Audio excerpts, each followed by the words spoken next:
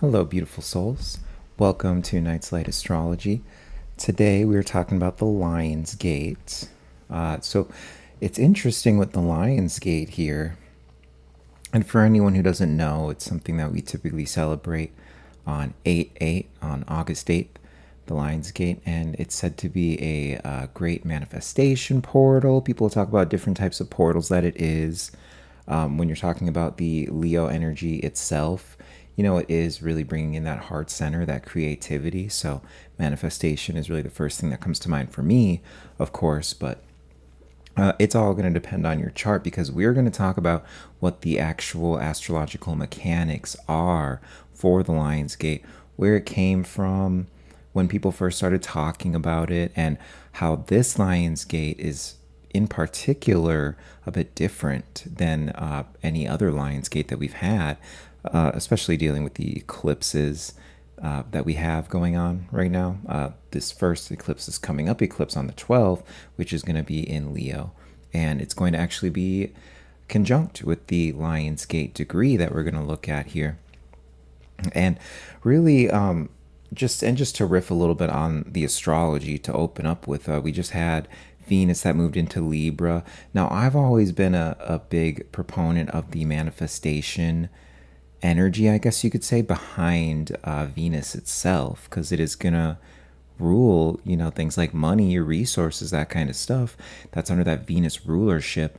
So when we're talking about manifestation, I mean, what's the number one thing people usually want to manifest? It's money, right? And there is a magnetic type of thing when it comes to manifestation as well. And I've always thought that Venus, is the attractor. There's this magnetizing property to it with Venus, and you can get into all sorts of astrological stuff and other things when it comes to magnetization, but I do think that Venus is really what you attract to yourself, where it's placed in your chart, where it's currently transiting. You can see these things get attracted to yourself. That's why you get these Venus Jupiter conjunctions transiting in your chart, and then you have this attraction, which I've actually recently had too, of certain things, whatever house that it rules. Second house for me, so you already know that I had some good money come in, or it's looking like it's gonna come in. It's almost here, but no, we have that. So Venus just went into Libra. It's been taking its time in Virgo, where Venus does not like to be and everything. So you can definitely feel this more of a lighthearted energy. Definitely more, of course, more gracious, but I would say like more aesthetic. Things probably feel like they're in line, but we didn't need that process of Venus being in Virgo to kind of be over critical, particular about things, have things gross us out. That was the big thing I was talking about with Venus and Virgo, is everything that was really grossing me out, really irritating me. It was just giving me the ick, that kind of stuff. So it's part of that process. And now that we really shuffled through, cleanse some things out with Venus and Virgo, now we get to have the really fun part of Venus and Libra and seeing what it can bring in. Of course, it's going to depend on your chart, but it is a place that it, of course, likes to be. So we've got that going on in the backdrop of all of this with Jupiter in Leo. Mercury is still in Cancer. It's about to move into Leo. And then same, likewise with Mars too. It's in Gemini, about to move into Cancer. So we're about to have these faster moving planets. They're going to switch signs, which is going to really support all of these dynamics that we're going to look at that are going on for the Lion's Gate itself. So there's that going on. Then Chiron in Taurus too. Now Chiron recently, a couple days ago, it went retrograde. And so it is going to move back pretty quick here, back into Aries. But there has been this sneak peek around, specifically, it can be all these things, and it's going to be an 8-year process, of course. But self-worth, resources, there is that earthy vibe of Taurus too. So if you're someone who works with the earth too, it was telling you about things that you can really look at when it comes to earth, whether it's your gardening, I just think like gardening, farming, landscaping, all of these things, that's something that's going to come up and where you probably saw a little bit of residual, but really all of those Taurus things, which I'm not going to like start to list them all off, of course, but all those Taurus things, there was something about it, especially with that Venus in Virgo, where you saw what you can do with it, what you can manifest around it, how you can change things, how you can do those little things like that to get it going. And then on top of all of that, of course, Mars is going to be moving into Cancer, which is going to, obviously Mars, people talk about Mars not liking being in Cancer. And while that is true, there is this part of Mars Cancer that I really like. Of course, I know people that have Mars in Cancer, and I think it gets a really bad reputation because that's Mars in Cancer. Say a person has Mars in Cancer in their chart. That's the kind of thing that they're going to stand up against bullies, or, like, don't mess with a mother's children when she's got Mars in Cancer, or even vice versa, if the kid has Mars in Cancer and you mess with their parents, that kind of stuff. So it's very protective and defensive in the things that are important to it. And that's just one aspect of that Mars Cancer. But where it can really get into how we're going to do well with all of these upcoming transits here, say you've got a new project or a new reconnection with something that you love that's coming in, that Mars in Cancer is going to help you really defend it and hold that ground on it while this new manifestation is coming in. So we did have the sun cross over and go Cazimi with Jupiter here. And what I was saying in these prior readings that we've had just around all the action that's going on in Leo here was with that crossing over, it was burning Jupiter or cleansing Jupiter. Essentially, you could say Jupiter died and was reborn through that process. So now it's an empty cup that's ready to be filled, new blessings ready to come in, which is just very well supported by this Venus that has now gone into Libra. And these other planets behind it. Of course, I just gave you the background on the Mars there.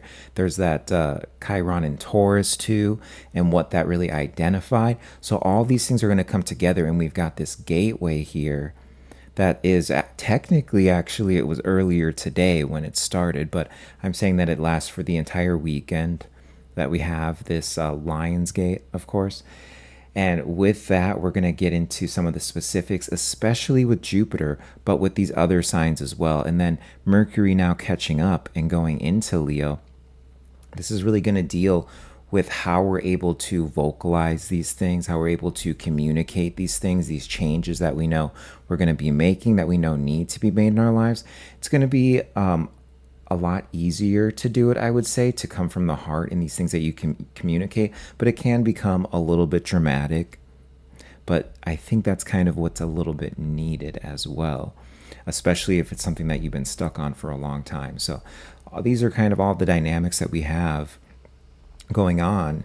I guess you can say in the background, but tough to say in the background when you're dealing with all this Leo energy, right? Because it is something that's being thrust into the center stage with really all of us.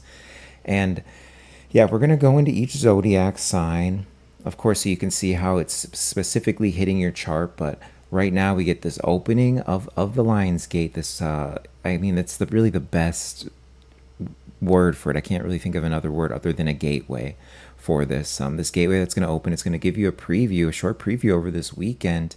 Also a great time to set the intentions around it, what you want, so those things can come into all part of this gateway and the mechanics behind it, which of course we'll get into. But then going into next week here, which is going to be on Wednesday, and I think it's actually Thursday for some people in the world, like over in Asia and stuff, but Wednesday for most people, that's when we have the eclipse. Okay, that's going to be the solar eclipse in Leo. And, of course, with it being a solar eclipse too, all that much more powerful. Leo's ruled by the sun. And what that is going to do is it's going to do that final shedding to allow these things to come in. So as I was talking about last week when we were getting into the eclipse stuff, is there is this energy of something that is needing to be left behind that's going to fall out so that something else can come in. And it's an interesting way in which the eclipse is working right now, which gets into some other stuff with the chart. And you can make the argument there are other eclipses like that, but particularly unique in the way that it's going down right now.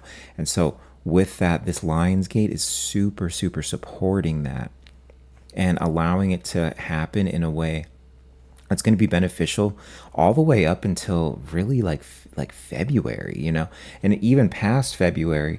But take special note of this, because obviously this is going to be a new moon in Leo, okay? And that the new moon is being when the moon is conjunct with the sun. And then this is where we have, just based off of the way that the planet, everything is tilted and everything like that, but it's going to cross in front of the sun. That's, of course, the solar eclipse. But since it's a new moon in Leo, you really want to look at what's going to happen on the axis too. And the last full moon we had was a full moon in Aquarius too. So there's this interesting play off of now and what's going on versus when we have the new moon in Aquarius. That's going to be in that February time frame.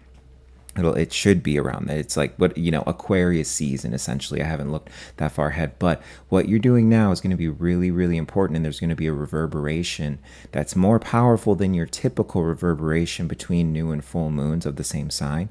But you're going to see that come up in February. So there's this process we're going on, and this Lion's Gate is the beginning of that process, and it really is just so beautiful. I was looking at a lot of this stuff. It's just so beautiful, so gorgeous. So we're going to get into it right here.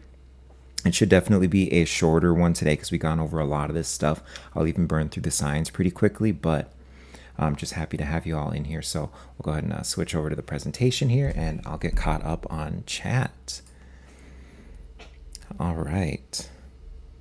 Really good to see you, Esperanza. Good to see you, Sharon. All right.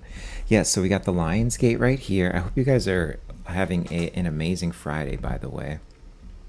So yeah, you saw that this happened at 4:42 a.m. This is Pacific time, of course, but it was happening early in the morning. And, I've already had someone tell me about this interesting, I was telling them that Lionsgate's technically today, and this was after they already had this amazing, incredible event that's attracting something new to them, that's setting them up for that time frame that I was talking about, really going up to February. So that's just like one instance where they didn't even technically know the Lion's Gate, and at the beginning of it is specifically now, but you're seeing that it's already working in people's lives. Speak of the devil, actually, or speak of the angel, I should say. Sedona Angel, good to see you. I was just talking about people who are already feeling this Lion's Gate energy, even though, like, not with it being this weird timing of that midpoint. So I shouldn't even say the weird timing because, but still. But yeah, with the Lion's Gate, this is the thing that I found out. I did a lot of digging. I found some interesting stuff. We'll go into a lot of that stuff, but it really is about the midpoint at 15 degrees Leo. And so that's where the sun is today here. That's where it hits. And so that'll last into tomorrow. So technically 8/8 is going to fall within that Lion's Gate time. But we have that conjunction that we can call. With midpoints, you're going to use a little bit less of a conjunction. Like 3 degrees, even for a luminary, is stretching it for a conjunction for midpoints.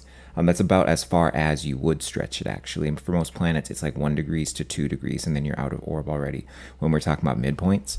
So really, we just have this weekend here, which is this Lion's Gate. So any of the rituals you want to do, the cards you want to pull, whatever it is you're going to do for that manifestation magic, of course, try to get that done this weekend. But there is this, we go right into the eclipse after that, halfway through the week, or halfway through the weekdays, I really should say. But so when you're dealing with that, I mean, it's like, even if you miss it, the eclipse energy is going to be working off of whatever came in during the Lion's Gate here over the weekend. So, but yeah, that's the big thing right here, which is dealing with is the midpoint. We're going to get into even some crazier stuff though with this Lion's Gate and why it is just so special. All right, did I go too far? Okay, there we go. All right, so this was a really cool thing that I found too. So for anyone who doesn't know, this is a guy that I've been referencing for the last maybe 2 or 3 streams here, Dane Rudhyar. And it's because of his eclipse work. That's kind of what got him under my radar. What technically got him under my radar was Rick Levine, who brought him up, and then I started digging into his work here. But the Astrology of Personality, 1936, he names the 15th degree of each fixed sign as the point of maximum energy release, which makes sense. The 4 gates of avataric descent. And so remember, for all of us, I'm sure we've been really deep into I guess you could say it, conspiracy stuff, less conspiracy, but just doing our research on things. And then when you look at Ezekiel, and when he was looking at the angels, the wheels within wheels, like all the stuff Ezekiel described, one of the things that he brings up is the four-headed angel. And then this is, I forget if it's the seraphim or which hierarchy of angel it is specifically, but this is the way that they're consistently described, is having the bull head, the lion head, the normal person, which would be the angel head, and then the eagle head. And that really is getting into those fixed signs. So you see even a direct connection to this angelic presence, to what you could call being the alchemical, all of this stuff, that it's completely tied to this Lion's Gate here, okay? And so that's one really interesting thing that we can talk about when it comes to that. But the tetramorph, Ezekiel's four living creatures. Oh, see, I didn't even know this part was on the presentation.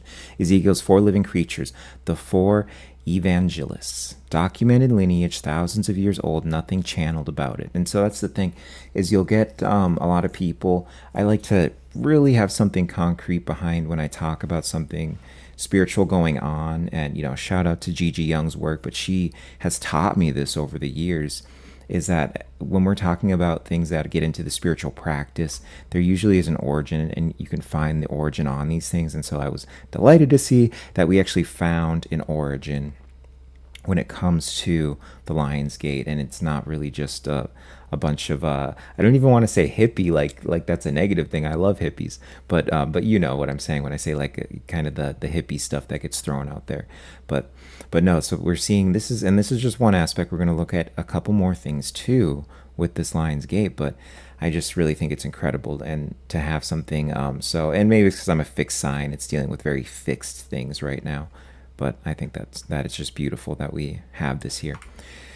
But yeah, like we talked about, mechanism is the midpoint. And then, of course, the reason why we're using the midpoint, I didn't even talk about what the midpoints were for. It's between Cancer and Libra, so between the solstice and the equinox. And then this is where you can even get into this idea of like midsummer, you know, and all that, but and where that term comes from. But three things stack on that degree. The sun is in domicile at the middle degree of its own sign, on the seasonal cross quarter at the point the old world called, Lugnasha, Lugnashad. Okay, the first harvest. Okay, exact this year. Of course, we were talking about when it's exact. That was earlier today as I'm recording this, but Friday, August 7th at 4:42. AM Pacific time. But of course, as we talked about, this is going to go through the whole weekend, so you definitely have time to move on this. All right, and then also, so this is like the 45-degree dial. This just gets back into what we were talking about, Ezekiel stuff and all that, but 15 degrees of all of these different signs. And so this is where you get the 45-degree dial of each sign of the year. So the eightfold pagan year, and that's interesting, eightfold, right? Eightfold pagan year and the 45-degree modulus are running identical math. Cosmobiology and Lugnashada, I'm just going to do my best with that, are the same 8 points. And and cosmobiology, we can look that up. I feel like I've heard that before, but of course it's dealing with the same principle. All four gates sit at 0 on Ebertein's dial alongside the 4 cardinal ingresses. Okay, so it's just a powerful point. We're getting into a lot of the math here of the powerful points. This powerful point in particular, but these powerful points we're dealing with. And the gates mirror each other. Anti-scion of 15 degrees Leo is 15 degrees Taurus. Anti-scion of 15 degrees Scorpio is 15 degrees Aquarius. A closed lattice, not 4 symbols in a row. And then, you know, getting into this, these are whole separate systems. So I really didn't want to get stuck in the weeds, because you know I will get stuck in the weeds on these. But this is just some other systems that it's running through, and how it's powerful, and how you can see that these systems are very they're very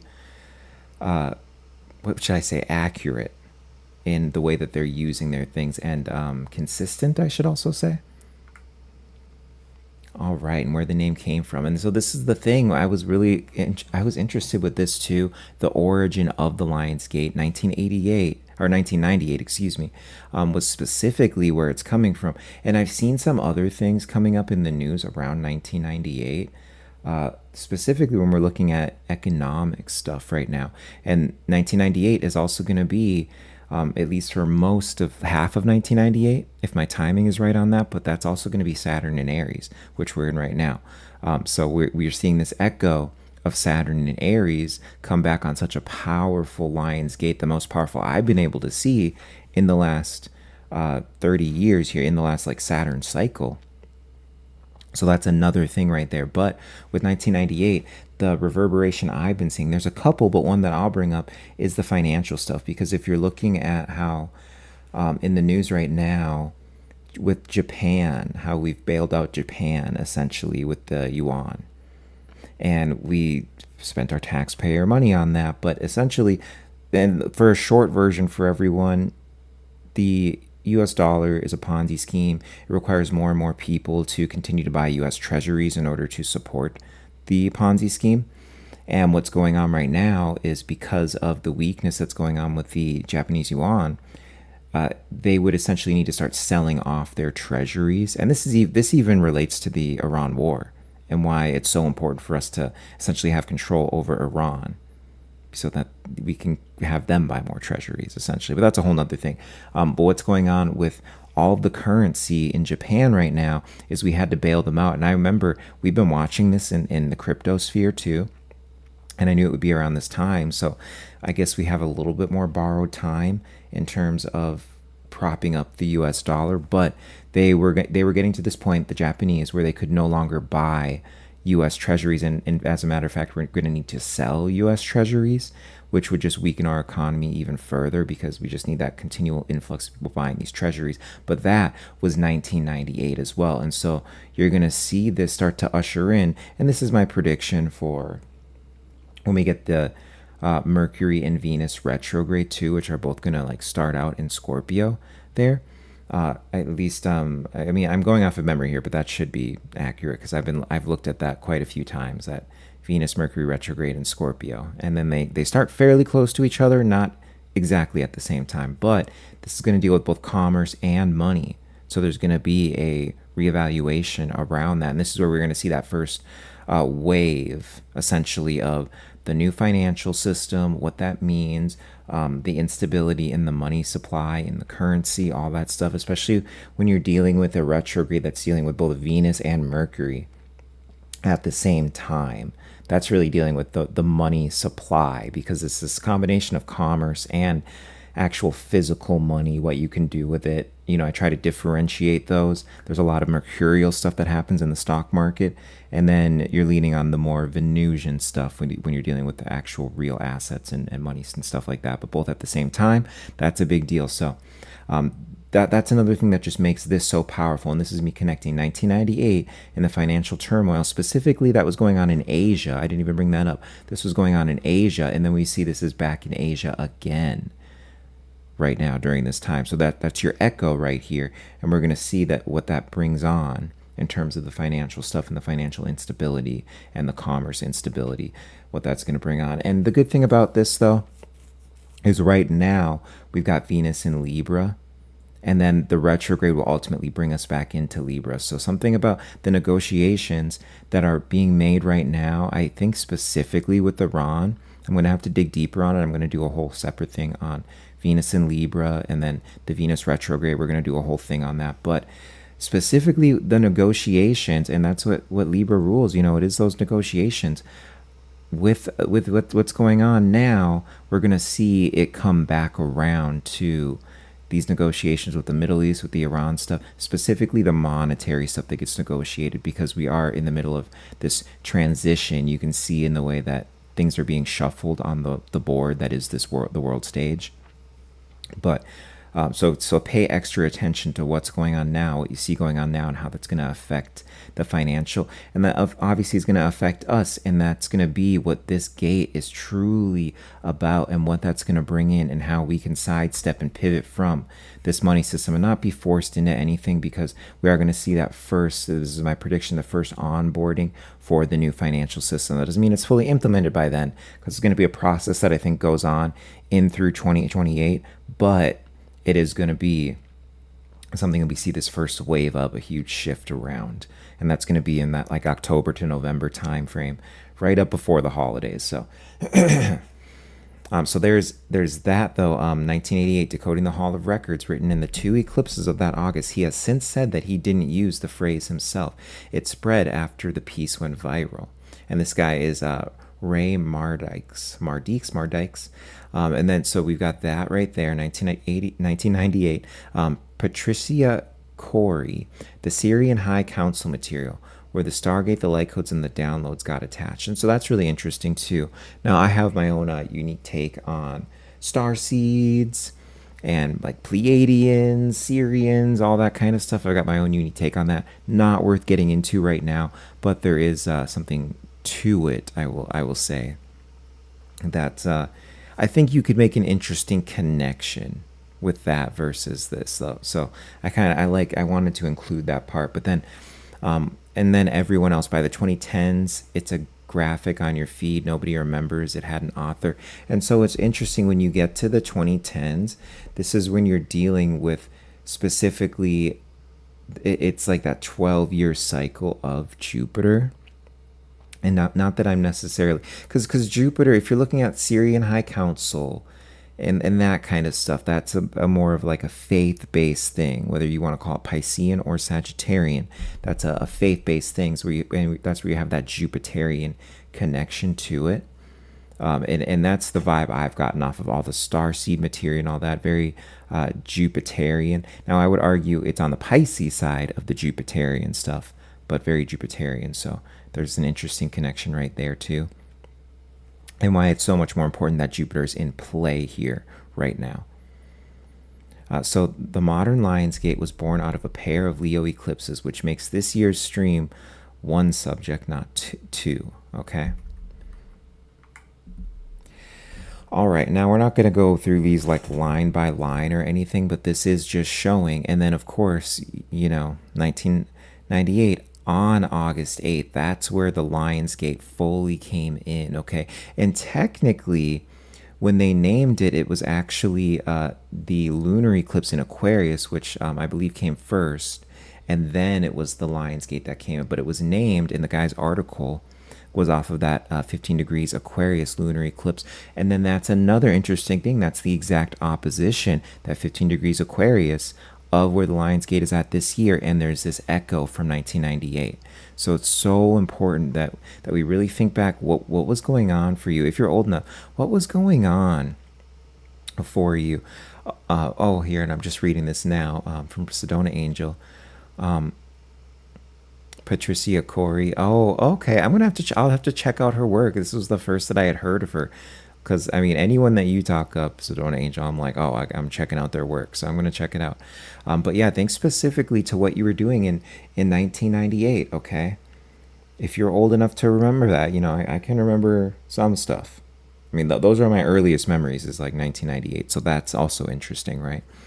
Because that's when I would have been like 5 years old, and those are my first memories, like 4 to 5 years old in there, But there is this reverberation between 1998 and what you're doing and now, too. And you're seeing that on the world stage as well.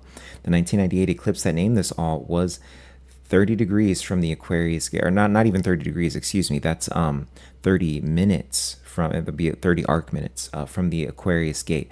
Late Leo eclipses hit Regulus. Mid-Leo ones hit the gate, okay? And so that's the thing. And the late Leo eclipses, like, they're technically not even hitting Regulus. It's talking about these ones that are pre-2011, because Regulus crossed into Virgo November 29th, 2011.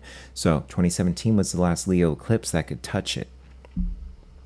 And then, and you can like, I see. Like, there's kind of like a technically or an asterisk next to that, because I would say, like I don't necessarily consider something a conjunction if it's in the next sign over. That's just me personally.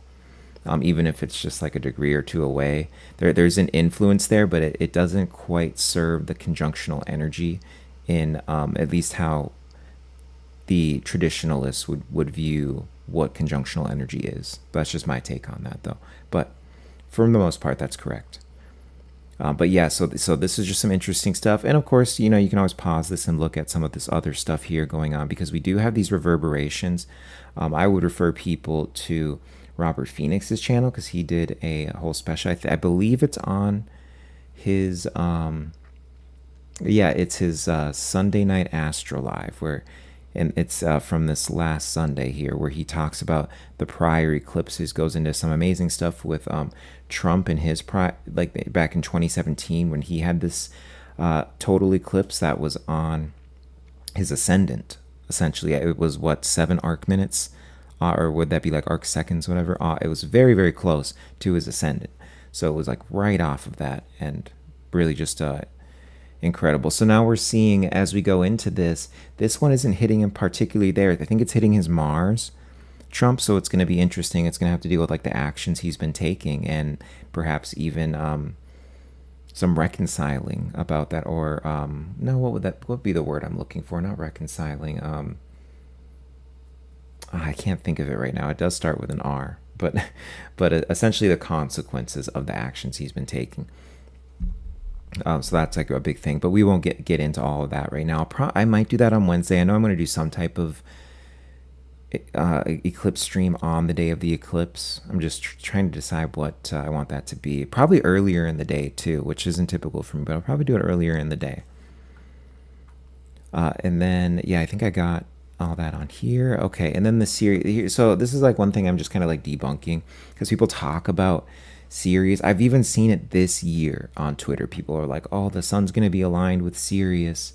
And, you know, like, I guess you could say, what would that even be? Like a semi-sextile or semi-square? I don't use the semis as much, so I'm like forgetting if it's a semi-sextile or semi-square or whatever it is. But you know, like there is technically an aspect that happens. It's a very minor aspect when you're looking at where Sirius falls versus, and it's like kind of out of orb technically. If you're looking at 2 fixed stars and you're orbing off of those, which is an even finer point, you know, like, but if you really want to reach, like, you could maybe say there's a minor aspect, or I wouldn't even go for that, because I try not to get too schizophrenic with my astrology. You know, I try not to run too many things, because it's the more that you start pulling in and reaching for things, the more complexity you're adding to it. I feel like the less useful the chart is.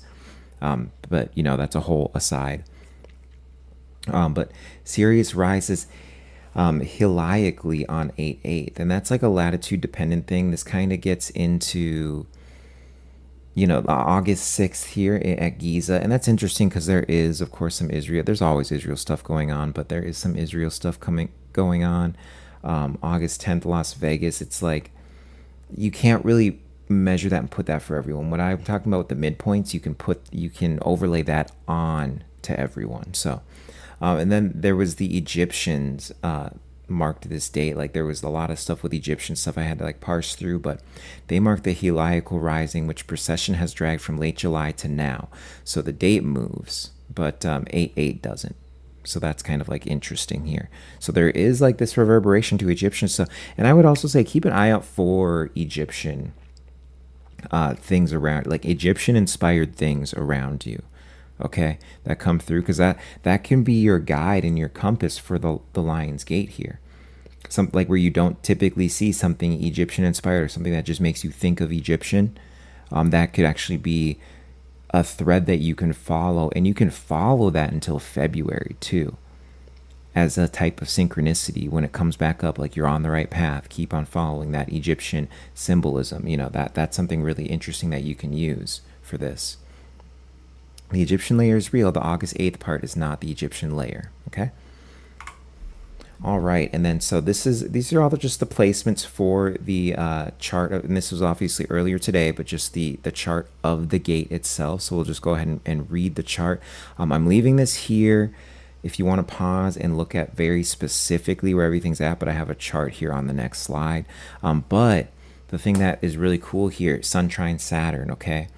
Whatever, and we're just like moving into this right now. And so it's interesting with how it's, for me, based off of my Fredaria and my perfection year, it's already a very heavy Saturnian year for me. But I would just say in general for people, because we had that Neptune Saturn conjunction, it's just been a Saturnian year in a lot of ways. So the Sun trine Saturn is where we get to bring in that Leo energy, of course, happening.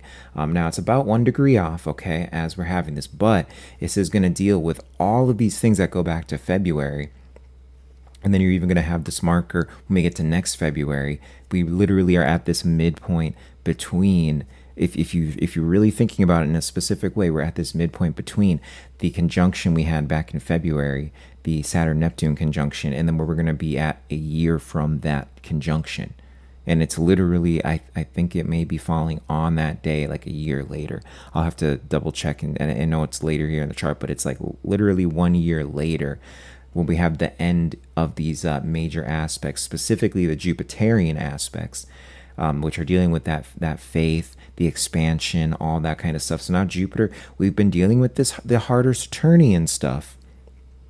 And Jupiter is coming in and really ready to do its Jupiterian work of expanding our life, of creating that abundance, of doing all these amazing Jupiterian things. But we had to do the Saturn stuff first. Okay. But yeah, whatever you decide at this gate is structural. That isn't a feeling, it's the geometry. So not only do we get the fun of Jupiter, we get the structure of Saturn as well. And then we also get that sun in the mix too. But that solar energy is going to be very mixed in with the Jupiter energy already. So, but it is worth mentioning that sun, because of course this is coming from the Sun trine Saturn. So that is just, it's an amazing aspect that we're really getting.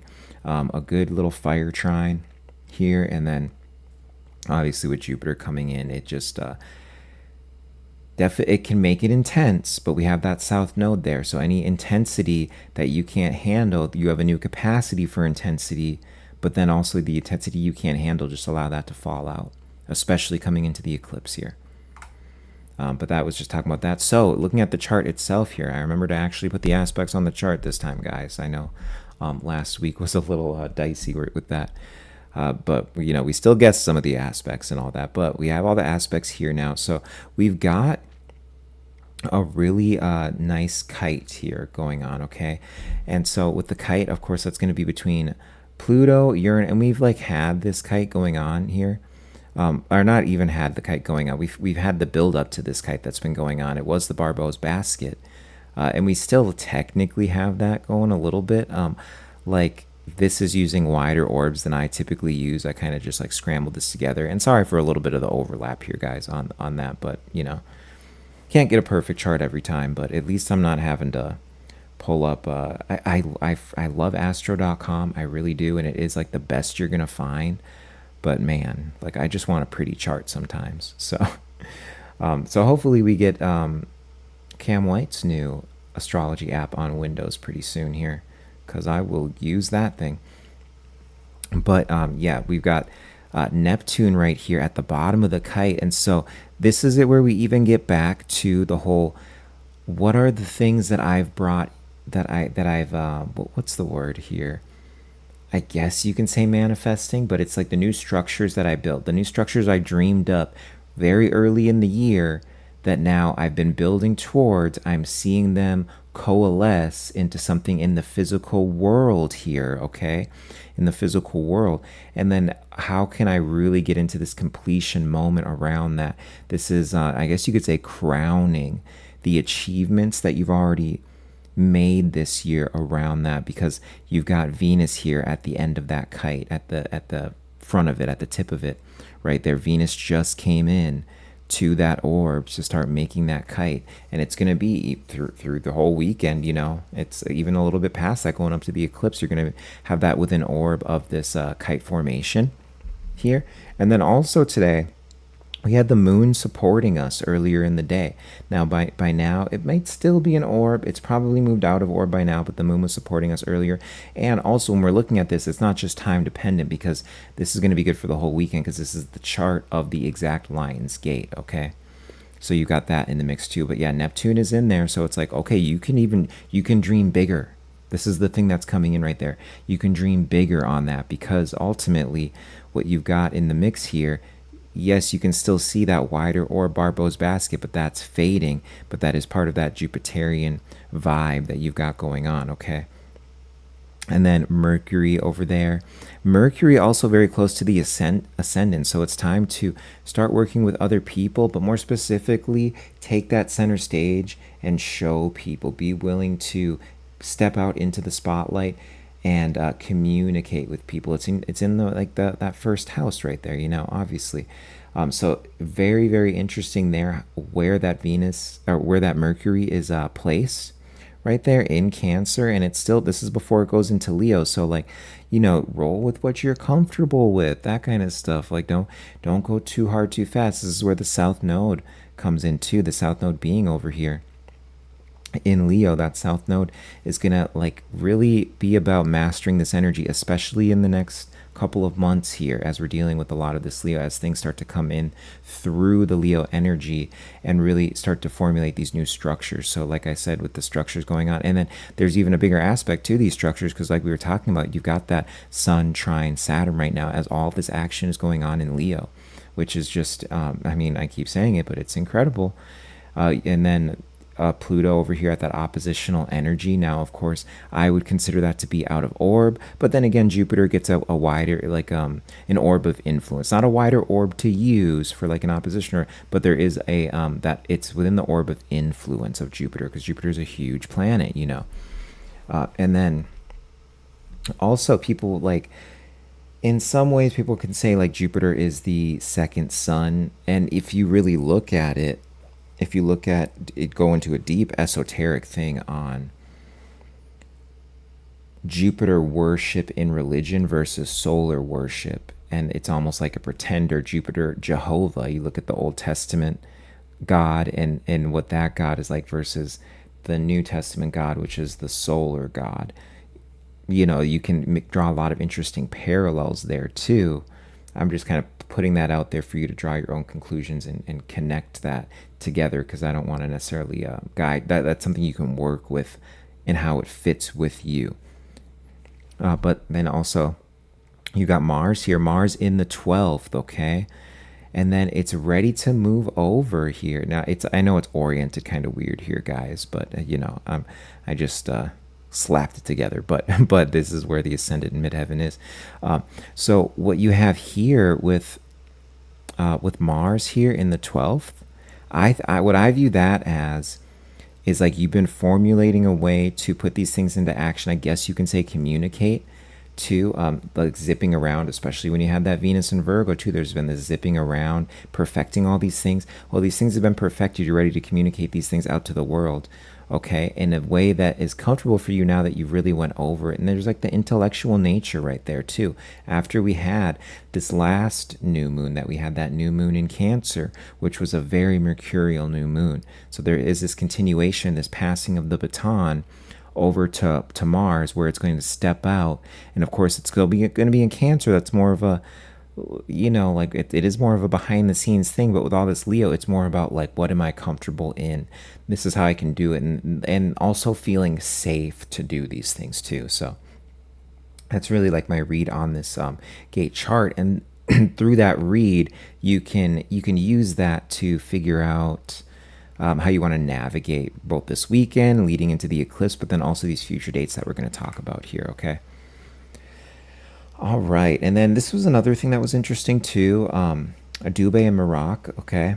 And then I think I'm pronouncing those correct, but these are two stars in Ursa, like Ursa Major and Minor, I believe it is here, but these are, and this gets into kind of how it's closer. There's like a longitudinal thing, I believe, with this, but you've got 34 arc minutes and 14 arc minutes are off, and these are respective things. So let me go into this. 34 arc minutes with Dubhe, okay, and that's 34 arc minutes off from the gate itself, and the Merak is 14 arc minutes off from the eclipse. And so these are the two stars of the Big Dipper that point at Polaris.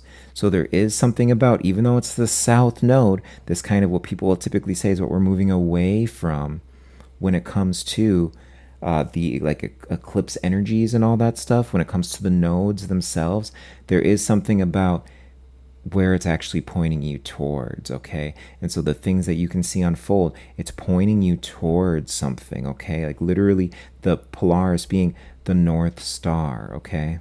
Or what was, I guess it like was the North Star, but anyway, we'll read about Polaris here, but you have to think about Polaris as like it guides you. It's being used to guide you in the night, okay? That's historically what Polaris is.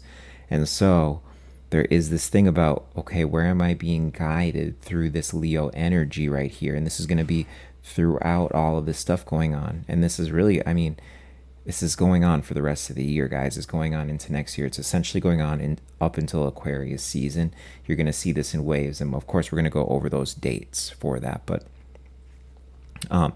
these are the two stars of the Big Dipper that point at Polaris. The gate sits on one, the eclipse sits on the other. The whole 5-day corridor is the span between the pointers. Okay? And then both sit 45 to 50 degrees off the ecliptic. So ecliptic only purists will reject it. And this is kind of more a disclaimer thing. I kind of mentioned this. This is a longitude reading. Yeah, so exactly. That was what I was kind of saying earlier. Also here, Min Liar al-Assad, the lion's muzzle, 15 degrees. And 40 arc minutes. Al-Tarif, the lion's gaze, 18 degrees and 14 minutes. And so that's even within that orb as well. The heart has moved on. The lion's heart being Regulus, that's now in Virgo, okay? But this one lands on the mouth and the eye. So there is this thing, there's this specific thing here that's going between what we're speaking, and remember what I was talking about with Mercury. There's what we're speaking, okay, and what we're seeing, what we're noticing. This is where it was important that we recently had that transit of Venus in Virgo too, because it made us see that, you know, we projected a lot of it out. At least I did specifically in being disgusted at things, but it has brought things internal. And I'm only now, in the last couple of days, starting to see what it's brought internal and what I've fixed internally for myself to prepare for these energies. All right, in the corridor. And then this is kind of what, oh yeah, this is, I like how this framing was when I looked at it.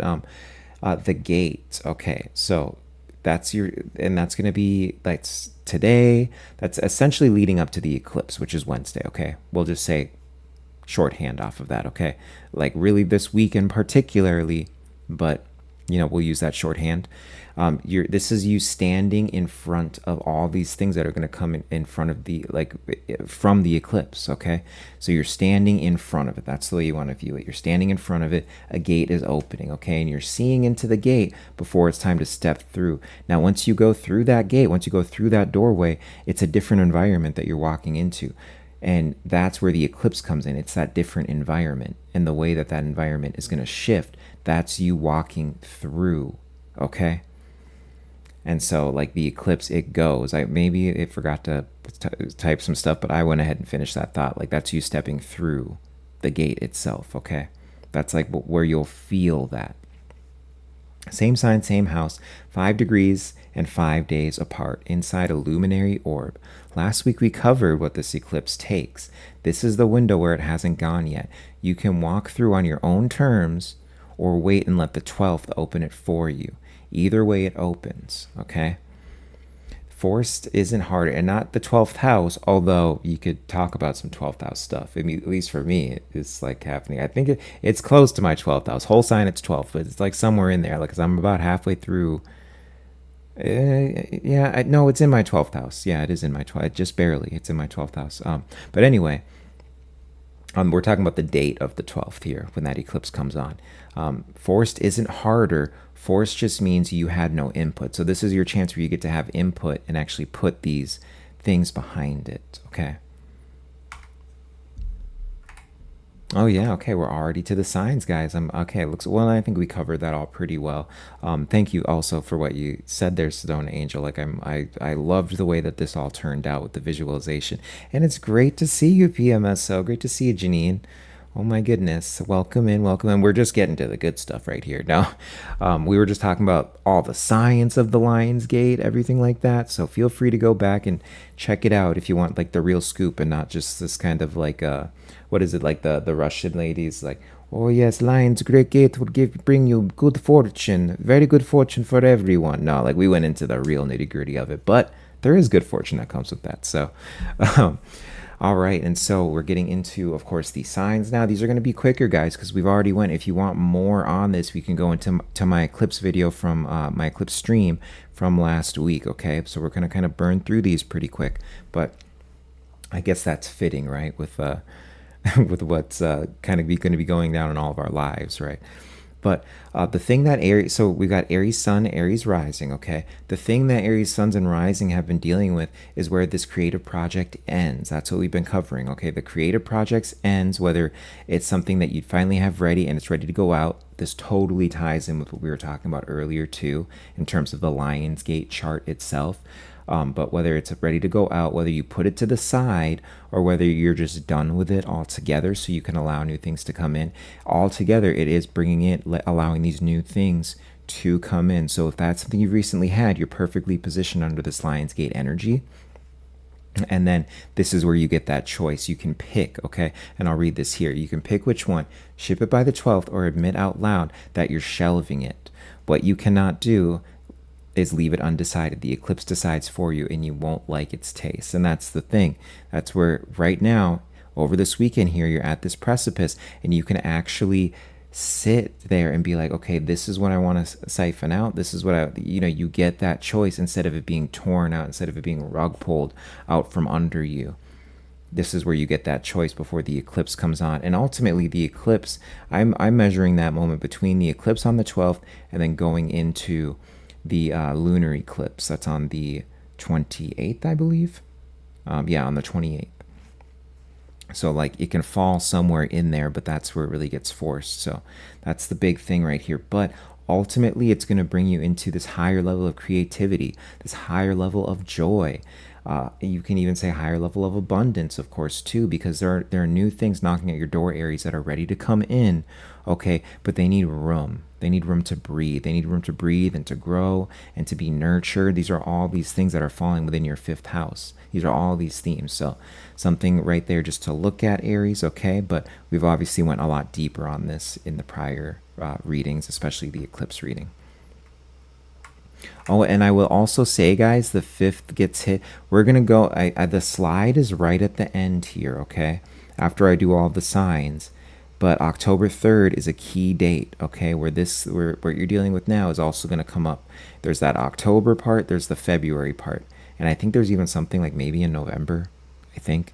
But we've got a couple different dates, and it's specifically the way that Jupiter's transiting this point of the Lion's Gate right now. So it's a very rare thing that we have going on right here. And there's these residual things that are going back to 1998 specifically. There's that year, that the summer of 1998. You're going to be seeing stuff come up, whether it's in your own personal life or on the world stage. It's going to have this residual energy of 1998. Okay, but then also it can, of course, be like 2017. There's some interesting stuff in there, but 1998 very specifically is where you're going to see that in terms of what you're manifesting in this gate and what it's calling on you to do. But yeah, October 3rd also is where you're getting these dates. So you're getting kind of, what is that? It's like a fractal, it's the fractals where you get the speeding up. So you're seeing all these things come back up, be readdressed and all this on this. But that's when you're stretching far back, 1998 is when you want to really look at. All right, Taurus Sun and Taurus rising. Now, what we've been talking about for Taurus is a lot of stuff that's going on in the home, in the foundation, okay, in the family. There's something there that you're leaving behind. And it's going to either do with the family dynamic or with the home and living situation. So I'm always using mine and bringing my thing up, that I have like all this homework that's going on right now.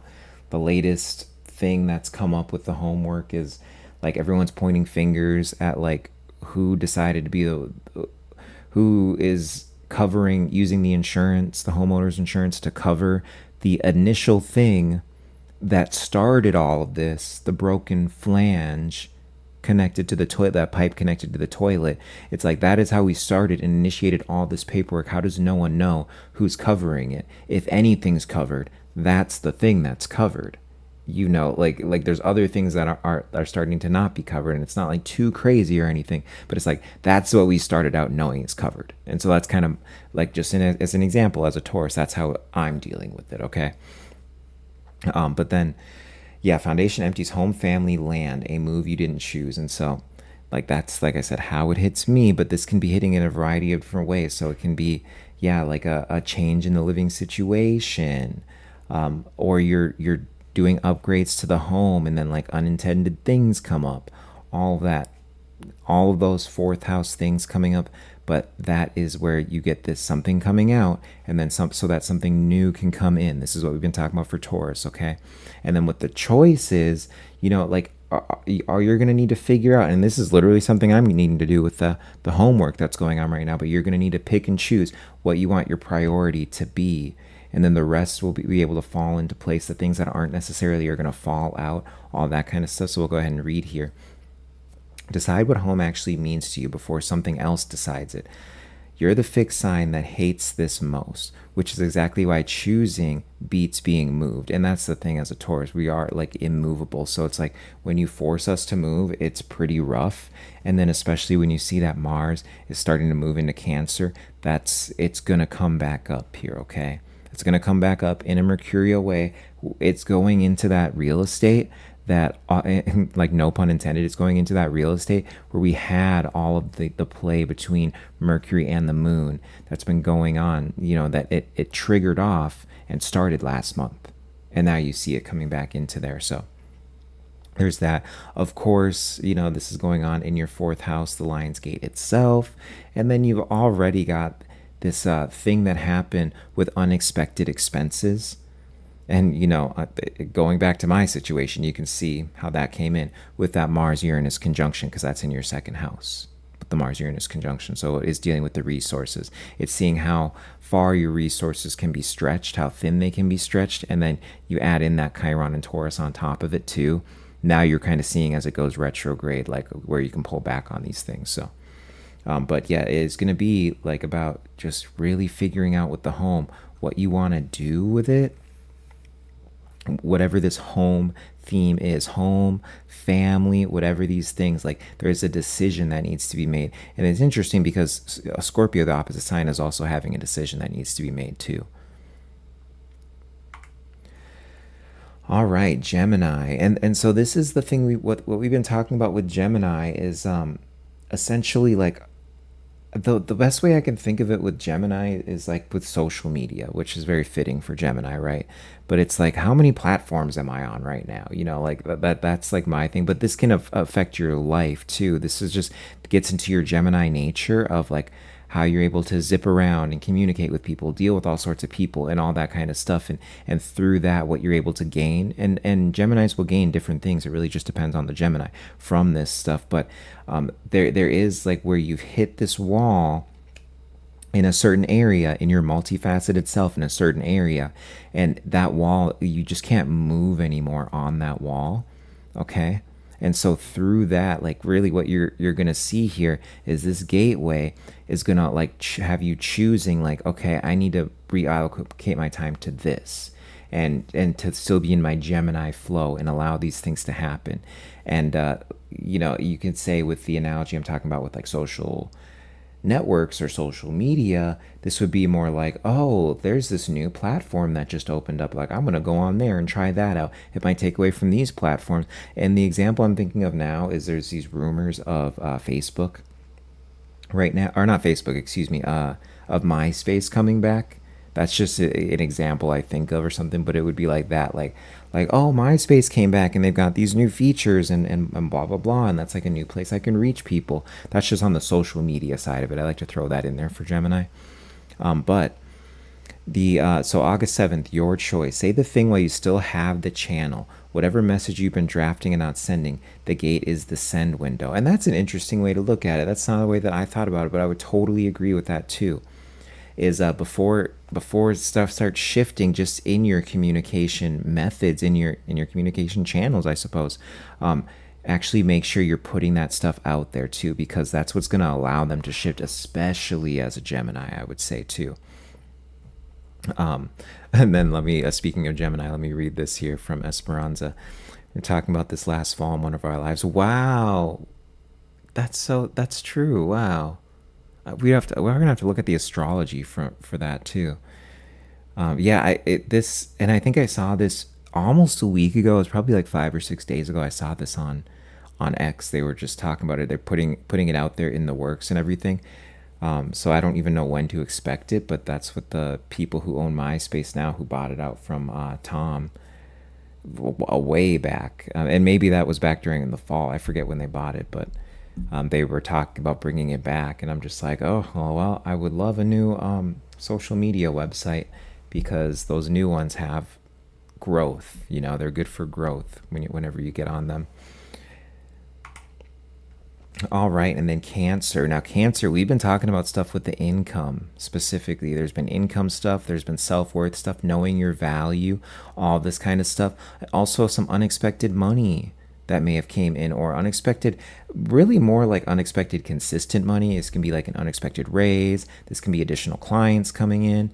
We were talking about all of these things in these last few Cancer readings. So that's really the thing that you get to address now as we come into all of this energy, is like, did I actually allow myself to save some of that money? Did I keep myself from adjusting my lifestyle to go up in order to keep spending money at the same rate I was spending it when, I needed this new money to come in, or whatever like that? And this can just be resources in general as well. This is about being smarter with your money and all that, especially because Mercury is about to move into the second house now, okay? As you've seen these new blessings come in, it's about learning how to utilize these blessings. So it's still not too late if you feel you may have dropped the ball on that, okay? But that's just kind of the thing. And then really what it is, though, is that you have to get ready for that not to be a permanent thing, an income stream to end as you got a new income stream, and needing to find this balancing place, because that was what we were talking about for, of course, the eclipse is like an income stream ending. And so with that, you really, this is I guess what you could say, and I did catch a glimpse of that word there. I haven't read this yet, but the audit window, I did catch a glimpse of that, and I'm like, that's perfect. Yeah, this is like where you can really audit yourself and prepare yourself for what's going to be coming in around resources. But anything coming in that you see around resources that's going to may perhaps be disruptive, it's really it's setting you up to have even more resources come in. So just remember that. And so this is kind of where you're getting into this letting go of something that's been holding you back in your value. This has been the whole thing with Cancer stuff. Has been like this value-based thing that we've been going into, like extremely, and it's time for you to really step into what your value has been all along, but what you've almost been denying from yourself. And then like the money follows with that, because like once you're in that energy of it, the money is going to follow, the resources are going to follow. You actually can get these additional things, but right now what it's telling you to do is hold back, because whatever this new resources that came in, it wants you to hang on to that resource to get ready for a stream that your typical money resources are coming through to end, so you can pivot on to something. Okay, this is the audit window. Look at what is actually paying you versus what you tell yourself is paying you. 5 days to learn the difference before the number changes. I feel like that's a perfect place to end that right there. And then of course, we've got that October 3rd date here that keeps on coming up, where you get the second hit. So be mindful of once we get to October. And remember the thing with October, this is going to be the Venus retrograde. Okay, I think it's like a day or two later. It's literally like a day or two later. Maybe before, but I think it's a day or two later, where we get that Venus retrograde. So this is going to like be hitting everyone with money in a certain way, like between what's going on now and then, but specifically you, Cancer, okay? It's going to hit you the hardest.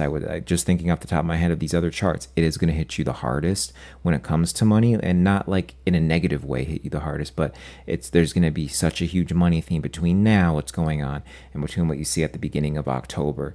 And I would say, as long as you're navigating this well, going off of your intuition, because that is like the Cancer way, going off your intuition, you will have what you need to pivot with these new, on the world stage, money changes that are going to be taking place. And remember, all the stuff that's going on with Chiron Taurus right now as it retrogrades out. So there is going to be something coming back, and then that'll move back in next year once we've done all this readjusting and these planets move past the Lion's Gate. So there's this huge long thing that's going in with it, and like Cancer really going to be at the center of a lot of this stuff, but also able to take on this role that I would say typically you don't really think of Cancers for. Which is more of this Leo type role, in this leadership role, because of the way they're going to have to adjust. They'll actually be, and I think I said this in one of the prior things, but Cancer is going to really be the example for how, like, you could say the pack rat example, but no, how to navigate all these things that are shifting in the next couple of years, because they're so early to needing to do it. Other signs are going to be able to hold off, to put it off and all that stuff, while still maintaining some level of sovereignty, but Cancers are going to have it figured out real quick. All right, Leo. And what we've been talking about for Leos, it has been the big thing for Leos, if I'm just looking back over the last, going back to the last new moon, okay, all the way back, because we've had some pretty incredible Leo readings here. But as a generalized thing is with Leos, you had all of these people, and I'm like thinking of like multiple Leos in my life right now, and it's so funny how it's the same thing right now, but it's that you've moved away from people who were energy siphoning you, okay? Energy vampires. That's the big one that I want to say, because anything else I say after this, it's going to be along that thread. But you moved away from energy vampires, okay? And it's so weird to be in that energy now, but you've literally had this thing where people were siphoning off of your energy, and it's rich energy as a Leo. I mean, because it is dealing with the ego. When you're, like and I'm not even just talking about being egotistical. I mean like the ego, the self. That's what Leo is ruling right there. So you've got it's the sun that's burning bright and all that, and because it is the sun, you don't even realize, because you're just so used to burning bright and giving off energy, when people are siphoning off of that energy, okay? Especially with Jupiter being there, this amplification can come in that would be amplifying other people that you don't want to be amplifying. And so that's where this huge cutoff has went around the energy vampires in your life, okay? But then this has also been through that not necessarily a reevaluation, although that's there, of the self, but it's like rediscovering yourself, okay? So that's been the big things that's going on right now. And then when we hit this eclipse, this is where you realize a different person you are, but how you have the same level of authority, if not more authority. And I would argue it's going to be more authority. A lot of people would say, a lot of like TikTok astrologers will look at this and be like, man, like this eclipse is going to fuck Leo up. No, I actually think Leo's going to have one of the easiest times with this eclipse. It's like kind of crazy actually, because it's like you got the South Node on there too, and Jupiter. It's like all this stuff. As long as you've been moving with these changes and been flexible, which can be hard as a fixed sign and all that, then you're good to go, okay? And then so we'll go ahead and read this, because it seems to be on the thread that I'm talking about. You get to decide who you're becoming instead of finding out. The gate is on your body and in your name. Pick the version of yourself you want walking out of, or pick the version of yourself you want walking out of the 12th. And so this is where you get the manifestation energy, specifically around the self, around all these first house things, the ambition, the drive. Of course, there's ego involved because it is Leo, all that kind of stuff. Your identity, all of these things, like you get to choose that, okay? And you can literally just work on that this week. I mean, it's going to be such a nice transit for Leos. I'm really excited. And this isn't something you're going to hear other astrologers say. They're just going to be like, well, man, it's your first house. You're going to change and you're not going to like it. No, this is actually really, really well. I mean, with some minor exceptions, maybe, perhaps depending on what's going on in your chart. But no, Leos are going to do really, really well. You've done the hard stuff already. You've been through the traumatic stuff earlier in this year. And like I said, I'm thinking of multiple Leos when I say this, but also, of course, I'm just reading it off of the chart. But you've been through all the traumatic stuff this year. Like, this is your time to shine. This is your time to have fun. While the eclipse is fucking everyone else up, you get to really not rub it in their faces. Obviously, that's where you could hit this lower octave of that Leo energy, but you get to lead by example. You get to be the example of like what everyone else is moving into, and you get that sneak peek a little bit early in a different way than Cancer, because Cancer is more on that survival instinct type of thing, where they're going to be that example early on. But this is where Leo is. So that's what you get to do this weekend, really, is chill and just be like, hey, like this is where I'm at. This is who I'm going to be. This is the version of myself I'm stepping into, and just let it all fall into place for you. Okay. Anything that needs to be taken out will be taken out, but you probably already know it's about to be taken out. Or it won't surprise you when it's taken out, or it just already was because you've had that choice. All right, Virgo. And so this is the thing, another one where we're dealing with the sign of minds. I always like to tell people before, so they know like I have a little bit of experience with it in my own life and everything. But yeah, what we've been talking about with Virgo here, specifically just in the last stream, because first we had this build up with a couple of streams in the Virgo readings that was talking about like, hey, this is where you make your moves in silence, where you build things up in silence and all that kind of stuff. But there's going to be this point next year that's getting closer to like the fall. It'll still technically be in the summer, but there's this point next year where all of a sudden, as Virgos, you're going to be thrust to center stage. You're going to be there's going to be this new version of yourself that's ready, almost like Leos are doing right now. You'll be doing next year. It's going to be a different vibe to it, but as a general statement, you can say that it'll have a much different vibe to what Leos are going through. But the way in which Leos are kind of unveiling the new version of themselves, that's kind of a thing you're going to be going through next year. But what you can build behind the scenes right now is so key. It's just that coming into this eclipse, you're going to, I guess you could say forced. I don't like to say forced so much, because it can put a negative framing on it. But what's going to happen here is this behind the scenes nature that you've been about, and this making moves in silence. There's going to be some type of spotlight that goes on to it. And you have to figure out how you feel about that, because you're going to deal with that even more so next year. And so this is your preview for that. And whichever way it goes down, you can prepare yourself for it over this weekend. But whichever way that goes down, this is just preparing you for a bigger moment next year where you really hit the stage, where you really perhaps even need to speak your truth. But there's this new version of yourself that's going to come through. And this is just your sneak peek for that. And then, of course, these things are going to be hit again when we get into that October time frame too. Okay, so right now, going into October, there is this money thing that comes up. Going to be different than Cancer though right now, because you can't even address it until October comes up. But all these moves that you're making behind the scenes, and they're going to feel it because this is going on in the 12th house. They are guided, even if you can't see it yet. They're guided in this way, like where your angels are guiding you, okay? But you just can't see it yet, okay? And that's going to become relevant when there is this kind of more worldwide shift in like whatever's going on with the money. And that, like I said, it's the first wave of that. So it's not like the financial system changes overnight, but something that comes through down in October going into November even, because that's when we're dealing with this whole retrograde of Venus and of Mercury. That's going to have you reevaluating how you interact with people, whether it's in your workplace. It's just going to have that money centered thing around it. So it's your commerce, okay? But the commerce that you engage in with people, and then how it's dealing with money, with finance, with all these things. Scorpio's even in the mix too, so it's going to be dealing with debts that you have to other people too, especially like people closer to you. But then being able to communicate those things, maybe even make like this speaks to me as like debt consolidation too. Not even that's going on particularly now, but maybe the road to debt consolidation. That had to come up. So if that resonates with someone, you'll know what to do with that. But debt consolidation came to mind to me. But yeah, let's go ahead. So August 12th, the eclipse takes away your takes your hiding place away. Sorry, I was glancing at chat for a second.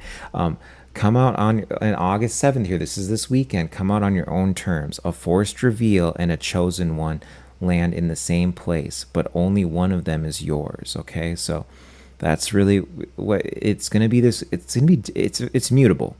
Virgo's mutable, so it's going to be different for every Virgo, but there just is this kind of spotlight on something you weren't expecting the spotlight on. Through that, you're going to learn something, and it's going to become really relevant next year. But you can also use it going forward in this year and kind of do this baby steps thing and make this transition, because you can't make moves in silence for your whole life. Like, when have you ever heard of someone like, oh, I just made moves in silence my whole life? Like, yeah, it happens and stuff, but that's not like the archetype you hear of, right? People make moves in silence, and then all of a sudden people are like, whoa, when did you get all that done? So for us Virgos, we get to do that next year, but you get to see the preview of that recognition you're going to get, or of even the hate you might get around that too, so you know how to properly prepare for that. All right, let me just oh, for Pete's sake, it's right on the screen under the signs. Oh, I hope hopefully you can read everything. I think I might be oh my goodness. But yeah, now we're on Libra Sun, Libra rising, okay? And what we've been talking about this with the Libras is really getting these new networks, okay? Like, old networks falling out. This can be friends. This is just your circle. So it's like the loose friends. Technically, you can say coworkers, like your coworker friends, that kind of stuff. But it's your circles of people. It is like your networks. That's the 11th house. That's that Aquarian energy right here. But you've been feeling this kind of thing come up around the friend groups, where it's like, oh, is this friend group, or the networks? I'll just say networks, around the networks. We're like, ooh, is this like group of people gonna like fall out? Am I vibing with this anymore? And oh, this new network is coming in. I have this new thing going on, and it's gonna have me meeting new people. And really, the thing that we were talking about, this was a couple readings ago with Libra, is like, don't overcommit to how many people you can have like relations with, you know? Whether it's business contracts, or like contacts more specifically, but like the business contacts. You're going to be getting pulled in a lot of different directions right now, so you have to learn which relationships to like let die, to let fall away, so that you can actually commit to the ones that you have, because that's like the key thing with Jupiter in there, is like being able to commit to these and let new gifts come in and let all this abundance come in too. But of course, that South Node is in there, the eclipse energy is in there, so it's like you can't over commit and like get pulled in all these different directions, because this is going to be detrimental as a Libra. And especially right now, as Venus is coming into your first house too. Venus coming into that first house, I mean, that's really talking about like, okay, you know, I need to be able to take care of myself. This is where it's going to become really apparent in this next, I don't know, like month. If you're not taking care of yourself and you're getting pulled in the directions of service to other people, you know? And then you got to remember, North Node has been in your 6th house, which is dealing with that service to other people, but it's moving out of it right now. And it's going to be, and that's more about the self. It's dealing with you focusing on yourself again. So Venus coming in is like really kind of giving you a good grasp on that, saying, hey, like, I got to make sure I'm taking care of myself too. All of these connections are important, but like, what connections can I let drop? Can I let fall from the wayside, you know? And then I can focus enough on myself so that I can be the best version of myself for these new connections that have been coming in that can advance me in my life, whether it's career, whether it's just socially, you know, and whatever it is and how it's applying for you. It's actually quite perfect. So we'll go ahead and read here what this choice is about. August 7th, choose who stays. Venus enters your sign August 6th, one day before the gate. You have unusual leverage over who you keep and how you leave the rest. And I would totally agree with that too. That's one part I left out about that Venus transit right there, is like, this is actually giving you complete leverage power over who you allow to stay in your life and who you get out of your life. And there's also, what's the word I'm looking for? Judicious is a word that you could use. That's like the typical word I'll use, but there's like people, if you need to step away from people, people will think that you're being fair. Okay? Because obviously this is in your sign. Like it's, you're not going to take the heat for it, okay? And make sure that you, like, you can actually just quietly fall away, sure, because we talked about that in the last reading too, like that you'll have these groups and circles that kind of just fade into the background and all that, as long as you're conscious about that and so you can allow the new things to come in. But you also can just approach people about it too, and they'll be really cool with it, even if you're just saying I need to take a step away for a little bit, this and that, all that. So and then of course we've got this reopening as Jupiter crosses in October too. And so there's a reason it's getting emptied out, that you're needing to empty out some of these circles and all that, because besides what's coming in the eclipse and this huge shift you're seeing around it, that shift is going to create the environment to where new connections are going to be coming in, and that's going to be in that October to November time frame. And so you need to kind of have yourself focused on almost like recharge your battery too. And I would view that as like Venus in the first as like recharging of the battery, which I didn't even realize because I was so disgusted at things. Well, Venus was in Virgo because I'm a Virgo rising. I didn't even realize that I was recharging my battery through that Venus transit. And so now it's your turn, Libra, to really recharge that battery. And through that is going to be a lot of self-care, like all that self-care you've been neglecting. Focus on that. The new things, whether it is through work, it's like, as I'm really reading work connections too, as this stuff has been going on in your 10th house. But just making sure that you're taking care of yourself, and then not overcommitting to all these different groups. So I went a little deeper on that one with the Libra because there's a lot to be said there. And this and there's this balancing point. Of course, it's Libra, so it is about balance, but there's this balancing point you really got to reach, and making sure you're staying in balance too, just with all the things in your life, okay? Because people can get you out of balance. The networks, specifically those circles, they can get you out of balance, and then you got to reorient. All right, so Scorpio, this is the interesting thing. We've been talking about there's been these work shakeups going on, Scorpio. You've been dealing with these work shakeups. That's the thing that we've been talking about over the last couple of readings, of course, and that we've been preparing you for is these shakeups going on, Scorpio, in the workplace. And this can be coworkers that have recently around you been fired. This can be, of course, your like getting a raise recently. I was talking about that. There's been this thing about getting a raise recently, or your value being seen more. And you still could be in the initial stages of this and feeling it coming on. This is one of those ones with Scorpio where it actually could come really, really fast. Scorpio might be dealing with this the hardest in terms of speed at which everything arrives. But ultimately, some of the best, you're in the top 3 in terms of what's going to be delivered to you as a Scorpio, especially that career advancement, but it's just going to arrive really, really fast, and it may blindside you. Now, you could have already seen this stuff coming in and noticed these things, like the coworkers quitting or getting fired, like all of these things, but there's something like big that was getting everything ready for, and it is still dealing with the career, with the workplace, with all that kind of stuff.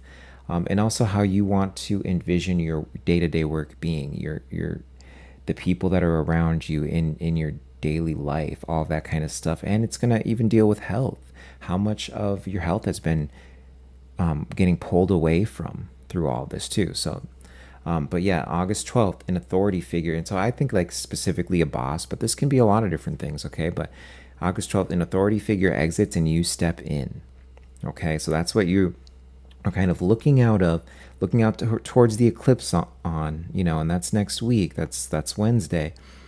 So that's what you can kind of expect to see something, and it wouldn't be that day specifically, but around that time, between that time and the next eclipse, which will be 2 weeks later, of course. But then on this weekend here, how you can mentally prepare yourself, okay? Are you ready to take on this leadership? That because essentially the reason this authority figure steps out is so that you can step in. So that you can step into greater authority within your own life even. Like maybe you don't want to take this boss's job. This is just like kind of the example I'm using, but apply it to your situation. Maybe you don't want to take on this role of authority or anything, but still, what does it tell you about yourself if you don't want to? Does that person leaving allow you to have more authority over yourself? There's all these different combinations that can take, but the question is whether you're ready to be seen. If there's a room you've been declining to walk into, the 7th is when it's still an invitation. After the 12th, it's a vacancy, and vacancies get filled by whoever who's standing there, okay? And so that's the thing. This arrives fast. You got to either move on it fast, or it's going to be forced on you fast. Remember, I was doing the when I was doing the Taurus readings, I was like, Scorpio also has this thing that's kind of like a little bit forced, but so we've been talking about this with Scorpio though, but the difference here that you get is it's not so difficult like with a Taurus if it ends up being forced. It's just more that you've got to take the initiative. You really need to take the initiative because there's going to be this opening, this vacancy, and then people might actually scramble for it, but you're going to be viewed by everyone who is making the decision on it. You're going to be the best candidate to take that vacancy for that authority role. But it's if you want to take it. And even if you don't take it, whoever comes in next is going to give you more authority over your life. And it's really your call on what you want to do, because that can be scary, especially as a Scorpio, and being seen as a Scorpio, being super visible, being in that Leo energy. It's a difficult energy to work with for a lot of Scorpios. Not all, but for a lot of Scorpios. And I would say because, like, especially if you're a Scorpio sun, you're probably more used to dealing with it versus being a Scorpio rising. But that's really the thing that you want to move on. Just get ready for that career stuff. And then, of course, Venus is going into your 12th house right now. And so this is what can allow you to make deals behind the scenes when it comes to this vacancy, when it comes to the authority stuff. You can make these deals behind the scenes, incredible deals that are going to be really, really beneficial for you. This is a time to do that. And you don't, that's the thing. Even though you're going to step into this kind of center stage type of thing or be more seen, more visible, which can make you uncomfortable as a Scorpio, you aren't going to have to make the moves required to do that in front of everyone. You can do these things behind the scenes, okay? Really good to see you, Dead Wolf Resistance. I hope you're having a great Friday. I hope you're ready for this weekend, man. We got this Lionsgate energy and not the frou-frou stuff, that people are talking about. I was really giving the science on it. So we got... It's like we haven't had a Lionsgate energy like this since 1998. And be on the lookout for 1998, Dead Wolf. Be on the lookout for reverberations of 1998. I've already seen some, and it was before I even did the research on this. I was like, oh, that's why 1998 keeps coming up. But yeah, now we're on Sagittarius here. Sagittarius sun and rising, okay? Now, we've been talking about what's going on for Sagittarius, okay? It has been this new... this doubling back. I shouldn't even say doubling back. It makes it sound regressive, but more finding comfort in old things around belief systems. Okay. So it's like kind of going back for something new, but also the comfort that it brought when it comes to belief system, when it comes to faith. So the example I've been using is kind of like seeing a lot of Sagittarians get back into religion, like Christianity. It can be something like that. I'm specifically thinking of like one that was on TikTok who was an astrologer, but then she like deleted all her astrology content and she like does Christian content now. So that's like kind of where you can go on to the extremes of it, okay?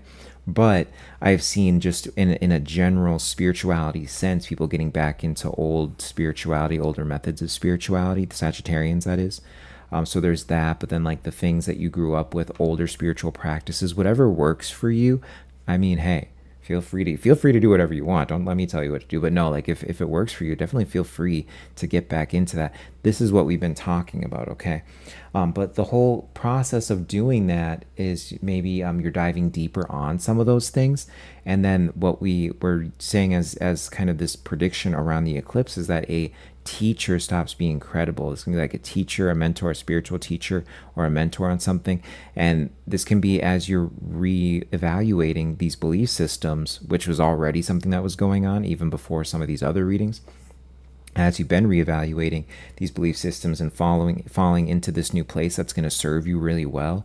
There's one person that kind of just doesn't add up all of a sudden, and you really see that around this eclipse event where you're like, ooh, I can't follow their work anymore. Like, ooh, they're taking the sauce too much. They're going too hard or something like that.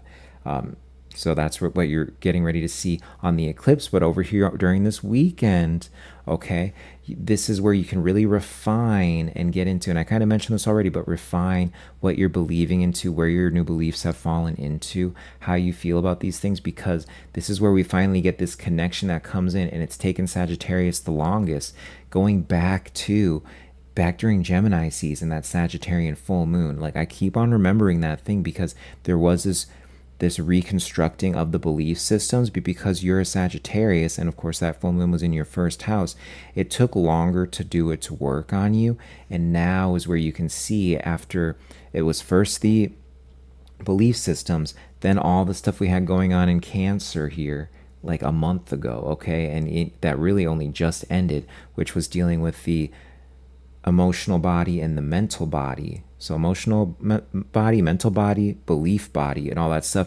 There was the separation, and then all this like redoing of the stuff, and this is where they all kind of come together for a Sagittarius specifically, and you can really use it in the way to be a leader in the you've got these different leadership roles being taken on for all this new energy, if you want to call it the Barbeau basket, if you want to call it what I call it the Trinity of Convergent, but all these outer planets that have shifted, there's a special place that Sagittarius is taking amongst all of this. And now from here through the end of the year, specifically here to October 3rd, but you'll see it till the end of the year, till Aquarius season, to be extremely specific, there you're going to see this type of leadership role that you take that's I want to say in an intellectual sense, but it's like an intellectual, like metaphysical sense, even, you could say. That's probably the best word, metaphysical sense. But being able to guide people properly. And then think about like what Sagittarius is. This is falling into that Sagittarius energy of the archer with the bow, you know. And I specifically think like a bow that lights things up as it goes. When you really want to get into like the lore of Sagittarius and all that, this is what you're built for, okay? And so all of this stuff is finally coming together, where it might have felt, you could say like maybe a little schizophrenic. That might be extreme to say, but you can just say that things felt kind of partitioned, and you're reaching this holistic area that you're like consolidating into now, and it's really just beautiful. I've been loving the Sagittarius readings. It's actually funny. It's been my best performing readings on TikTok too.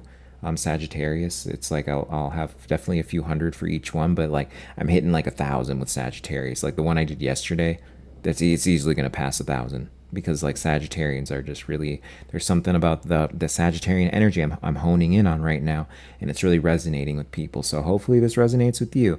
But I'll read down here. Decide what you actually believe. Separate from who taught it to you. That's a different act than losing faith. And the gate is where you can tell them apart. And so, yeah, there is that kind of like I was talking about, just that thinking it over that you're going through over this weekend. And then it's just like, you know, maybe I've outgrown this teacher. Maybe I just like kind of know more than them. Maybe I can add to their work, and their work isn't even really going anywhere productive anymore. It's kind of that kind of stuff.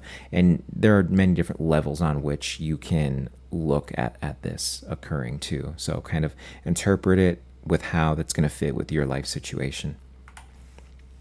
Capricorns have been dealing with a lot of what they feel they owe people. This is what we've been talking about. We've been going pretty deep on the Capricorn stuff. A lot of what they think they owe people is what Capricorns have been dealing with. It's the 8th house stuff, so it is like the debts and all that. I mean, it doesn't even necessarily need to be people. Like maybe there's these debts you finally paid off, but there's been something that Capricorn's been building. And really, I could say since the beginning of the year, perhaps even earlier, but I think February this year is really where you can hone in on to see where that started, and something that you've been building where maybe people have been helping you. Maybe there's something you had to borrow from tomorrow, you know, to make things happen in that day or throughout this year.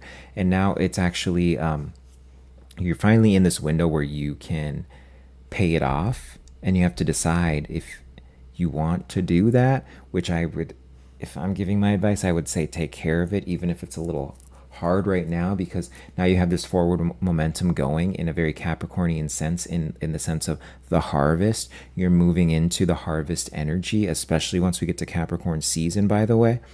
and you don't want something to take away from your harvest because you didn't take care of it now. So this really, it deals with like a lot of debt. It deals with other people's resources. What did other people do for you while you were building this stuff up? How do they help you out?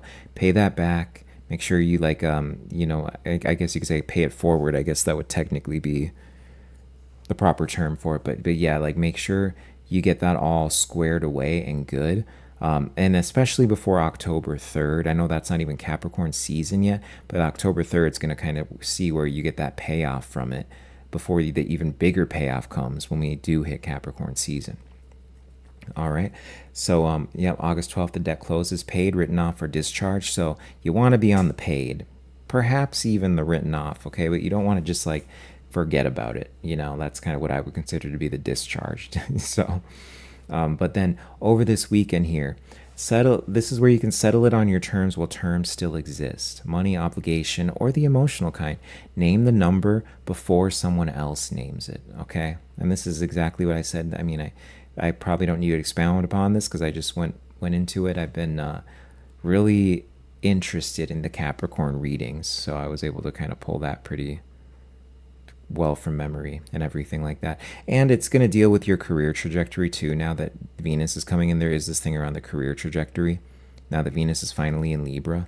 So this is why it's important for you to take care of it now, because all these things you've been building that are contributing into your career, these are the things that you're going to now see really, really pay off.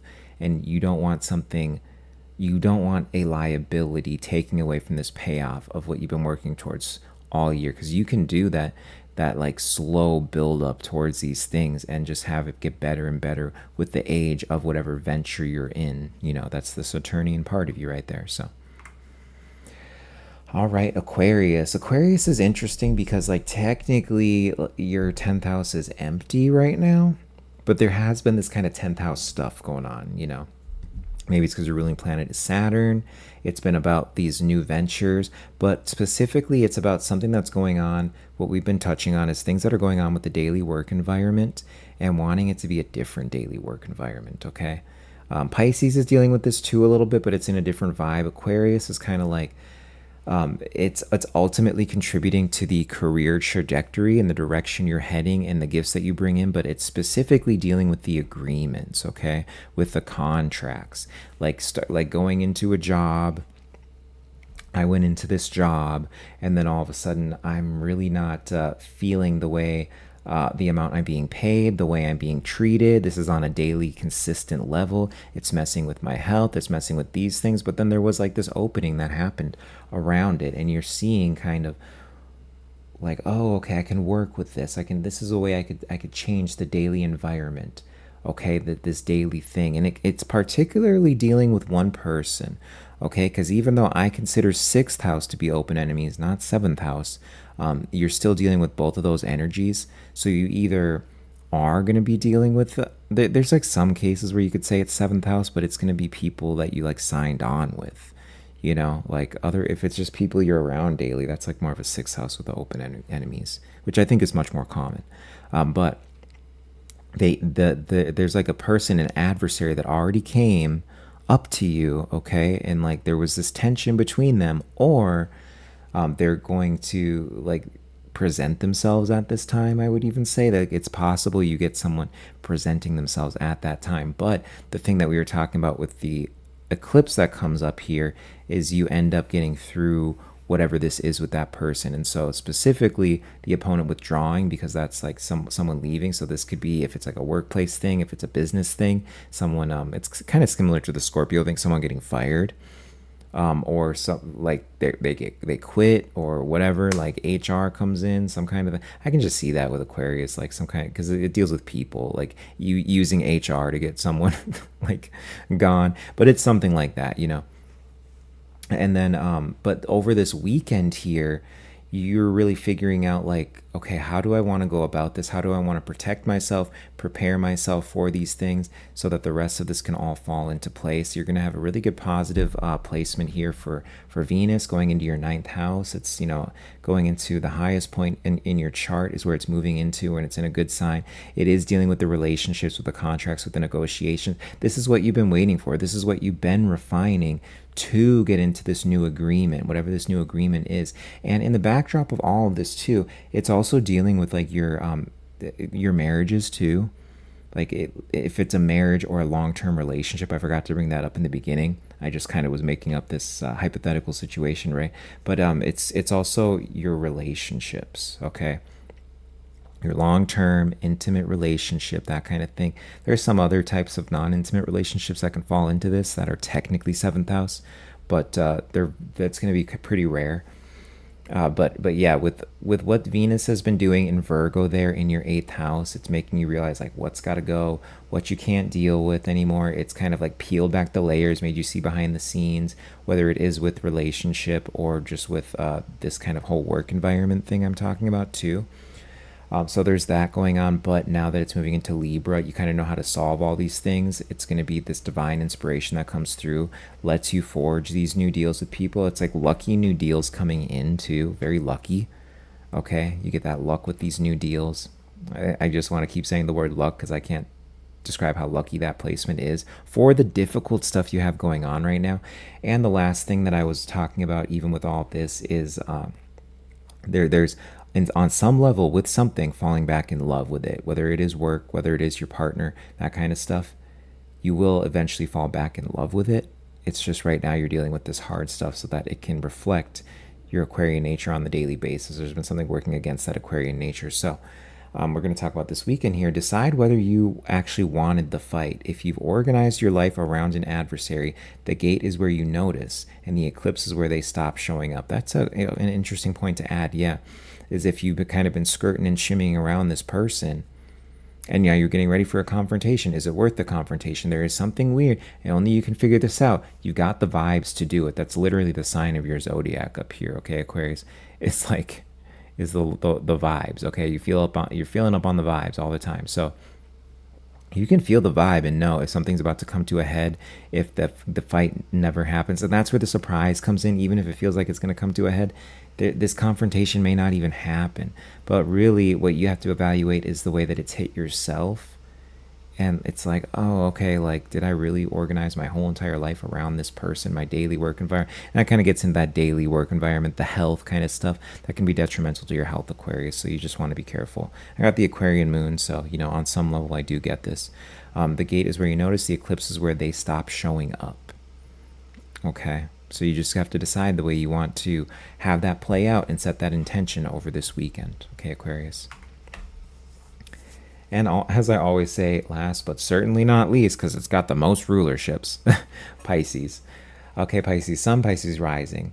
And what we've been talking about with Pisces is your career trajectory not changing or anything, but the way you go about this in a daily sense, being the thing that's changing right now, and how it reflects in your home situation too, okay?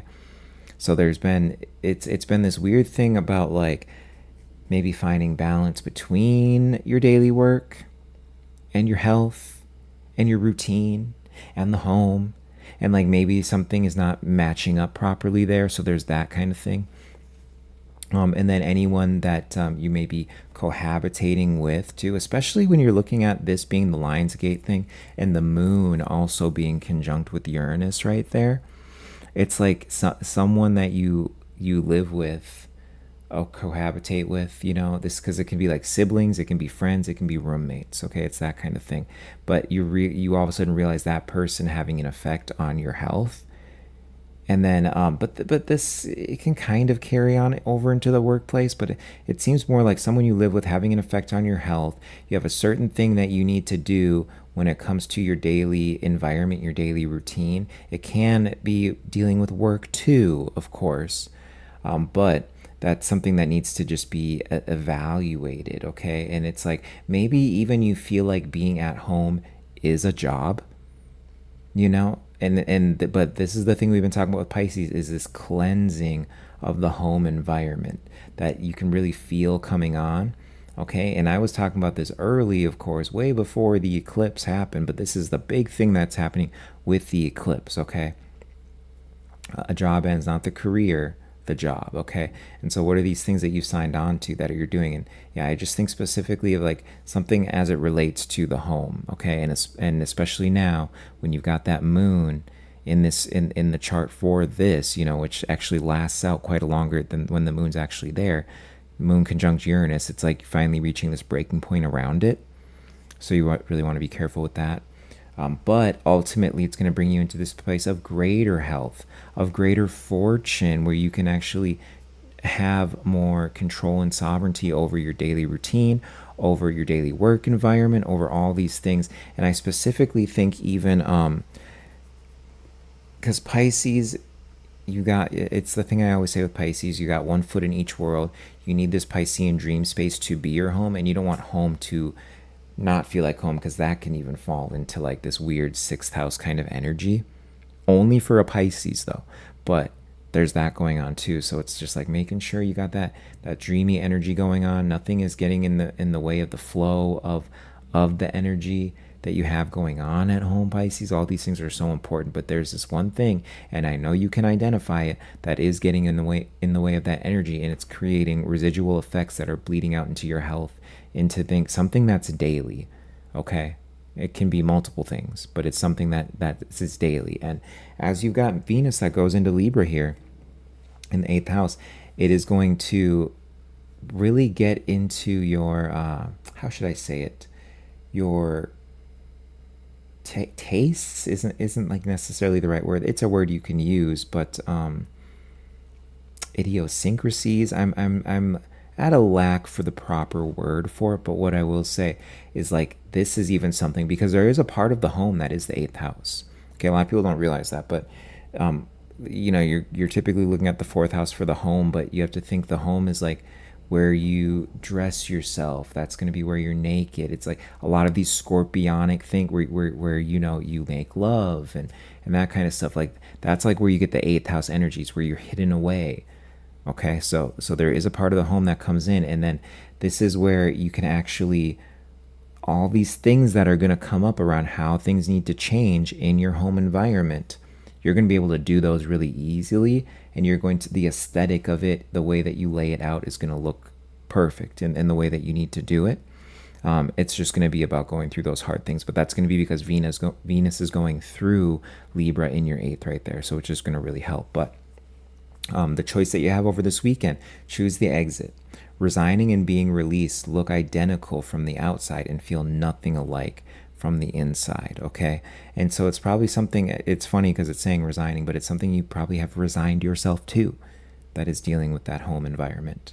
It's dealing with your comfort. It's dealing with all of these 4th house things, even like your intuition, compromising your intuition, looking past your intuition, looking past the gut feelings, knowing that this gut feeling is getting stronger and stronger, and you need to take some action on this. All this stuff is going to come up through this eclipse season, especially because the second eclipse is going to also be in Pisces. So it's like if you don't have it worked out by then, it gets pretty violent.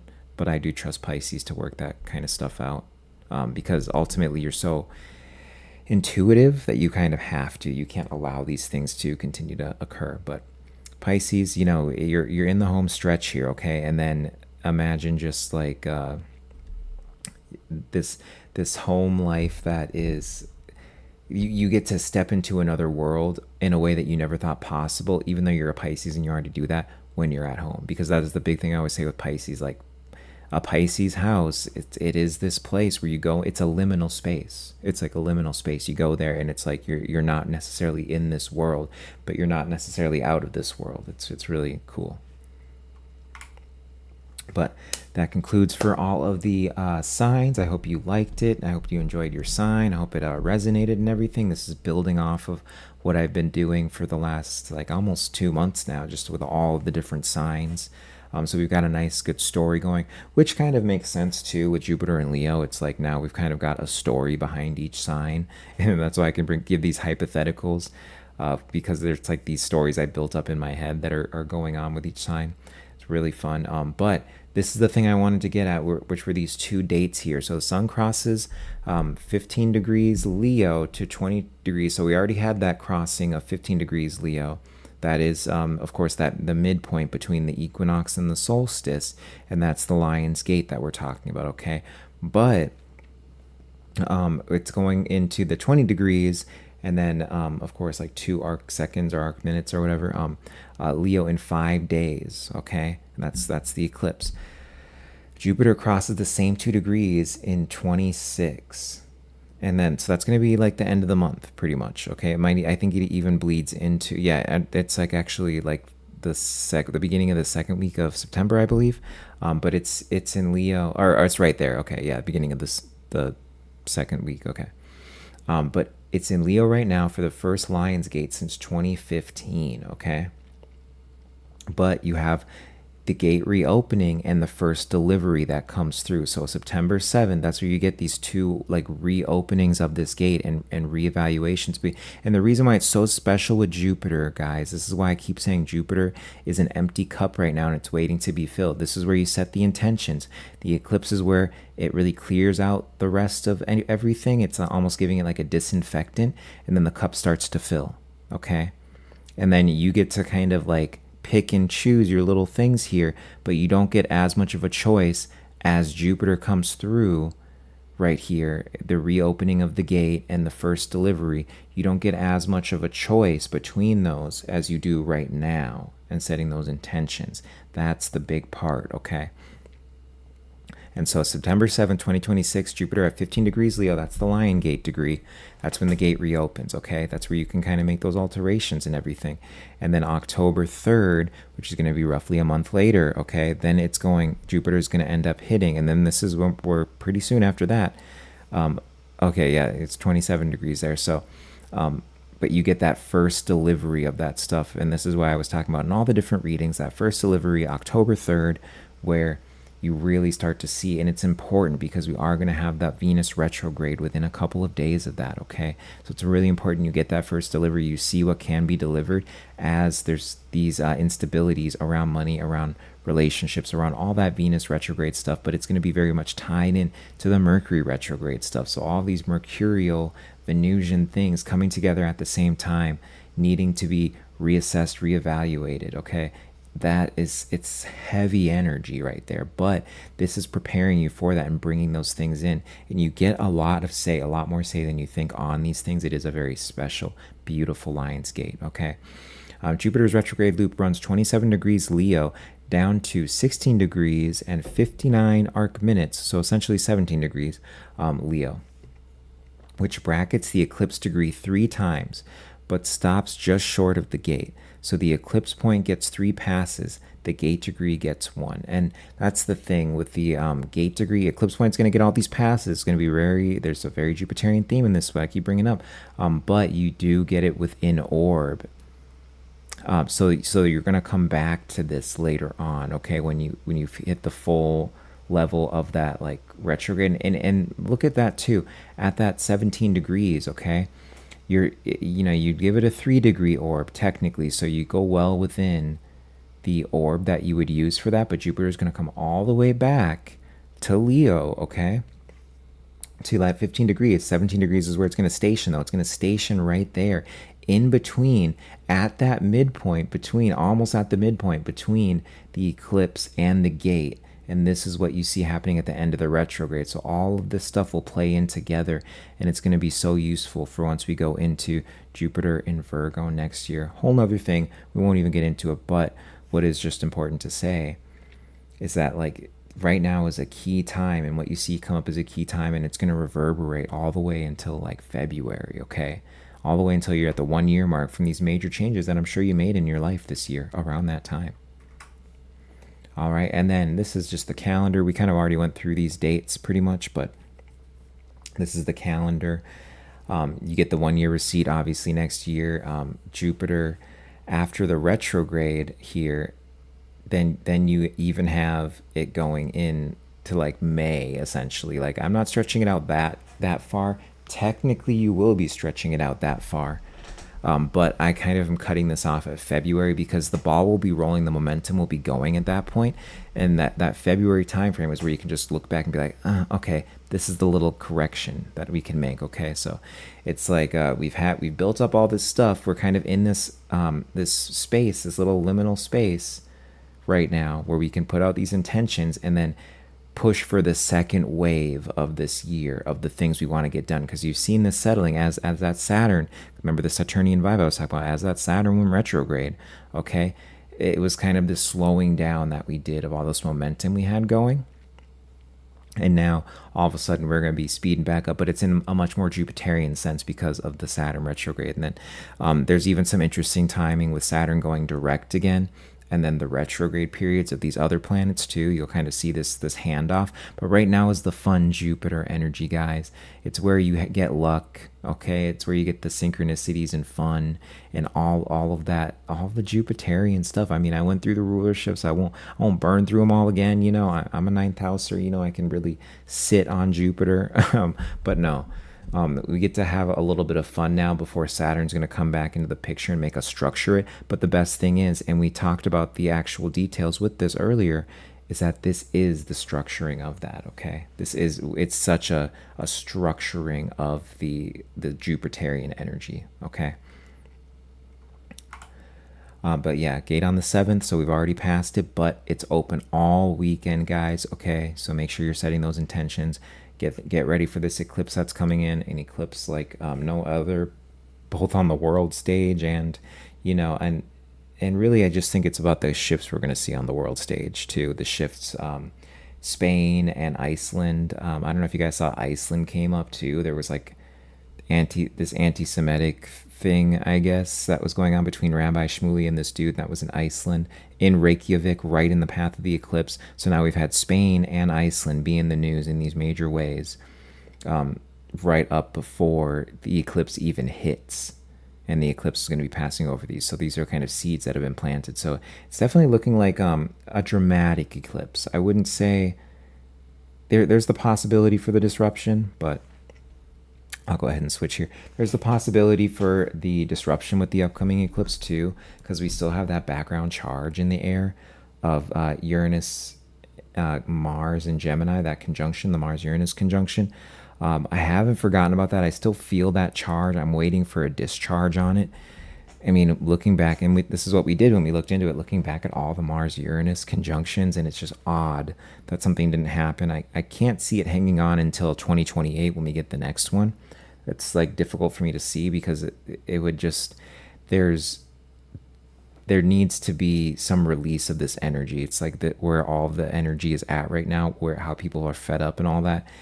It has to be released somewhere. Now that these planets are all switching signs, they're all like changing clothing, I guess you can say. That's where you could all of a sudden see this slip up and where the energy gets discharged through something. And now an eclipse is a great thing for it, but we'll have to see here because there's such an energy with this Leo stuff here. It could pass and it could hang out until the fall. That would be the latest though. And we do get these lags too. You got to remember that was 4th of July. We get it's been like a month now, but we see like up to 2-month lags with those Mars-Uranus conjunctions too. Typically the median time is about 35 days. So we just passed that. So it's kind of getting ready to blow. But that in the background of all of this too, it can also make for some creative inspiration, creative downloads that come through too. That push us in a certain direction as a society. But these eclipses will kind of start to paint that story for us. And just hope that you enjoyed everything here, because this was really fun for me to look at too. Even going through all of this, I came up with more than I had seen initially and made more connections. So I'm really, really excited for the intentions that I can set. I hope you can set some great intentions too. Of course, Night's Light Astrology, on that last page I just had open, you can go to nightslight.co if you ever want to book a reading with me. Got them all price ranges for people. It all just depends on what you're looking for and everything. And then Linktree/Nightslight is going to be my Linktree. So you can get all my socials on there. Follow me on whatever, you know. And then just be on the lookout for on Wednesday here for on the day of the eclipse, because we're going to do something. I'm torn. It might be an oracle reading.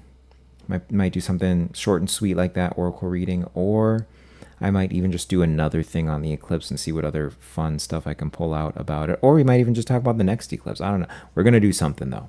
So it'll be something fun, laid back, casual, not too long or anything, because I got other things to do on the eclipse. The eclipse days are pretty sacred to me, but I want to spend some of it with you guys too. So have a great weekend. Remember to set all those intentions. Have a beautiful, magical weekend, because really that's what we all deserve for what's coming through and what we've already done this year, you know? So, but take it easy so much. Thanks for everyone for stopping by in chat. I'll make sure to say bye really quick. And yeah, like I said, have a great weekend. Happy Lionsgate.